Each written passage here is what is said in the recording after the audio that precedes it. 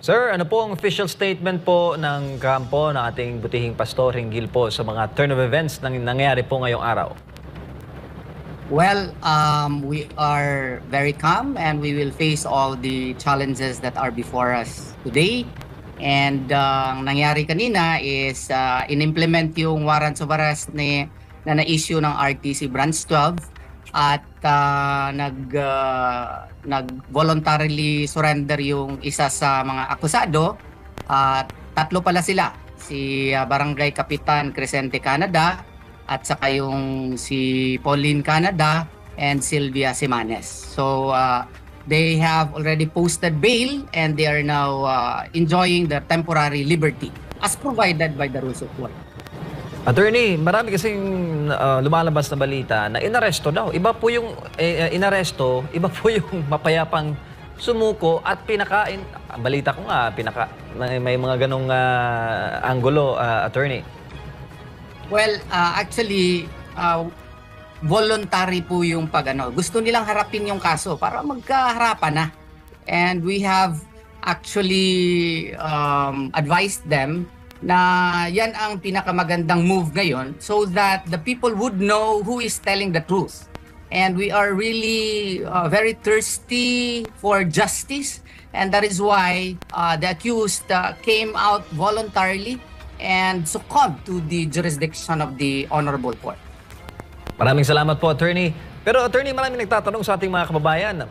Nalaman yung order, mismo nag-post si Senator Ontiveros sa kanyang Facebook. Mukhang malalim ang kanyang mga source doon at nauna pa siyang nag-post ng impormasyon. Masyado ngang mabilis sila ngayon at alam na nila. Actually, after the Department of Justice issued a resolution after nearly 4-year delay, no? Ang petition for review kasi ineakyat noong January 4, 2021 pa. Na-resolve yun ngayong March 3 of 2024. Kami naman, pagkatanggap namin ng resolution, nag-file kaagad kami ng motion for reconsideration because under the rules, we could not file a petition for certiorari without exhausting other plain and speedy remedy. And since a motion for reconsideration is still available to us, we opted to avail of the same. And after that, we filed a motion to defer further proceedings in RTC Branch 12 because we argued that it is within the right of the accused to file such a motion in order for them to be accorded full due process under the law. And this was granted at first by the presiding judge of RTC Branch 12.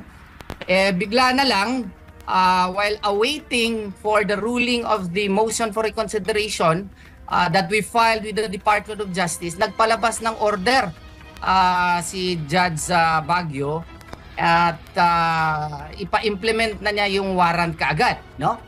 On the same day, nung nagpalabas siya ng order na yun, nag-file kaagad kami ng motion for reconsideration, no? Minadali namin and we were able to beat the 5 o'clock, yung self-imposed deadline on my part because we were really surprised by the sudden ruling of the Honorable Presiding Judge. And we argued therein that the accused or the respondent should be given equal rights kasi nung petition for review po, halos 4 years po yan nakabinbin sa Department of Justice. And if you will follow Tatad versus Sandigan Bayan, in the Supreme Court there ruled that the accused has the right to speedy disposition of cases. Yung sa Tatad case, halos 3 taon lang ang delay ng kanyang preliminary investigation. Dito po sa Department of Justice, no, more than 3 years po siya nakabinbin doon, halos 4 years na po.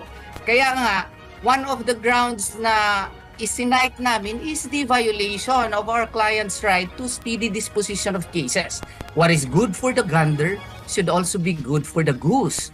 Kung may rights po yung complainant, may rights din po yung accused. At saka hindi naman po patas sa tingin namin na pinabayaan yung kaso for more than 3 years doon sa Department of Justice at gusto namin na marule sana yung motion for reconsideration at ilang araw pa lang ang naglaps nung final namin yung MR. It was only March 11 of 2024, no? Ordinarily, if you followed the rules, if an accused files a petition for review, it has a 60-day period, no? Stay period. The court can order that the proceedings be stayed. But that rule applies if it is the accused who or respondent raises the matter, the issue to the Department of Justice. Eh dito baliktad. Kasi ang mga complaint po, dinismiss lahat ng City Prosecutor's Office ng Davao City kasi wala talagang basihan. Inexplain isa-isa ng City Prosecutor Office of Davao City bakit walang basihan yung mga complaints against Pastor Apollo Kibuloy. And dito, dapat sana pinagbigyan din kami na ma-resolve muna yung motion for reconsideration kasi bago lang namin na-file. Wala pang isang buwan eh. So, to say that na bigyan na kami ng tsansa is really, to our humble mind, is really not enough because the complainant was given more than 3 years in the Department of Justice. It slept there, no?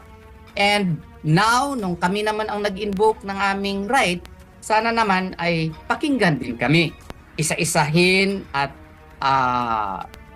estadihan bakit yung kaso na rape daw na nangyari nung September 1, 2014 ay final December 18, 2019, 5 years after. At saka yung date pa, hindi pa tama kasi August pala yung give us this day. At saka hindi man lang siya nagreklamo na nandun naman yung father na during that time and yung mga pamilya niya because they were in Davao. All of these matters are supposedly part of the motion for reconsideration that we filed in the Department of Justice. And if these would be considered, I'm very sure that there might be a change of heart. And I think the accused is entitled to that, to be given leeway in asserting their rights under the law. Attorney, may gabi si Edmar po ito. Yes. Katakataka nga kasi yung turn of events, parang makokonek mo agad eh. Kasi sabi mo nga, after 3 years, muling binuhay ang kaso na ito. Ano ang ginawa noong mga unang taon? Bakit hindi ito binuhay?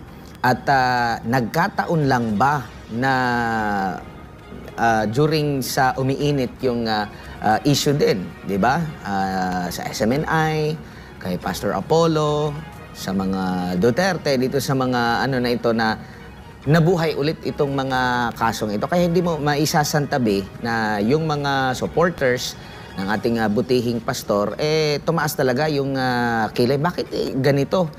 Kumbaga, magdududa sila na lahat ng ito, parang, alam mo na, yung issue sa politika. And yet, itong si Senadora Risa Hontiveros ang nanguna pa sa pagpapalabas nitong ano, pero noong panahon, noong mga unang mga taon, hindi naman siya nagka-interest dito.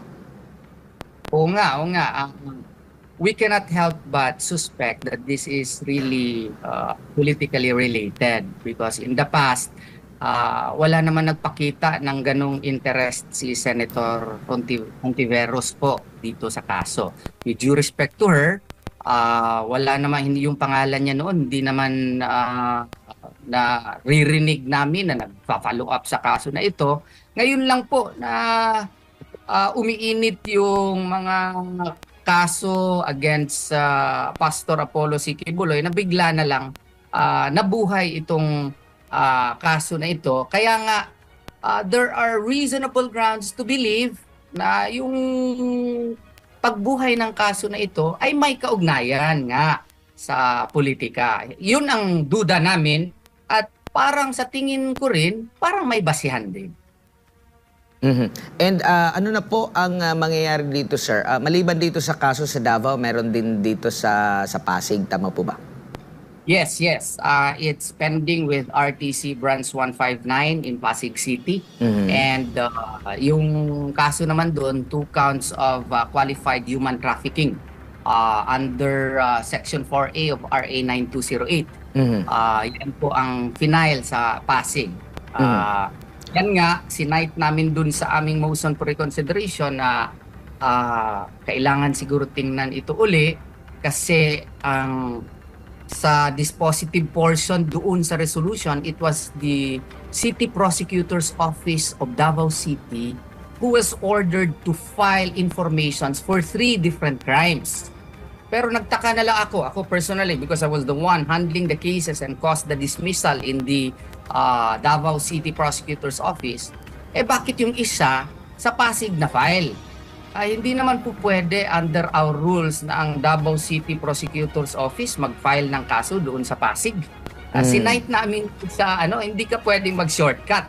If the crime was committed in Pasig, then file the case in Pasig. You could not file the case in Davao City and let Davao City Prosecutor's Office file an information in Pasig. That's news to me. So those are one of the grounds that we raised in the motion for reconsiderations. That is why we humbly feel that there is really a need to take a second look into the cases filed by the Department of Justice in this case. Sa pag-usad po ng kaso dyan sa Davao City, ang susunod ba nito, magkakalatagan na talaga ng ebidensya? Magkakaroon na ba ng mga hearing at magkakaroon na ng cross-examination doon sa mga witness? Kasi doon malalaman kung talagang totoo yung mga sinasabi niya, magkakaalaman na. Kumbaga, kung sino talagang nagsasabi ng totoo at ang mga nagsisinungaling. Honestly, Sir Admar, we are ready, able, and willing to face them in court. However, as a defense counsel, I am likewise entitled to avail of any and all legal remedies for my client. So, ang gagawin ko, hindi ko na lang i-advance news, pero may gagawin pa rin ako na I will insist that the preliminary investigation in this case was defective and that the findings of the Department of Justice need to be looked at again. So therefore, if the Department of Justice will resolve our motion for reconsideration, we will avail of the prevailing remedies that are available to us, such as but not limited to maybe going to the Court of Appeals or to the OP, and we will cause the suspension of proceedings in the court, etc., etc. Lahat po yan i-avail namin para mapagbigyan talaga ng tsansa ang mga respondents na i-prove na wala talaga silang kasalanan sa mga akusasyon laban sa kanila. Uli na lang po, Attorney, sa Pilipinas, mahalaga po sa atin yung rights of the accused. Innocent until proven guilty beyond reasonable doubt. Meron ako nabasa recently na yung kaso ni Hubert Webb, di ba? Na-convict. Tapos 2010, na binaliktad ng Supreme Court at sabi doon sa desisyon ng Supreme Court on that case, and I quote, "For it would be a serious mistake to send an innocent man to jail." End of quote. So, sir, ano payo ninyo sa ating mga kababayan na maghina-hina dito sa pagkukomento dahil masyado namang, kasi one-sided kung optics ang titingnan, talagang, lalo na pag nanonood lang, hindi nag-aaral sa issue. Kaya nga, meron akong tinuturo sa aking mga estudyante niyan, sir. Ang sabi ko, remember always the immortal cry of Themistocles to Alcibiades. Strike, but hear me first. Hear our defenses, and you will be convinced that the accused in these cases are really innocent.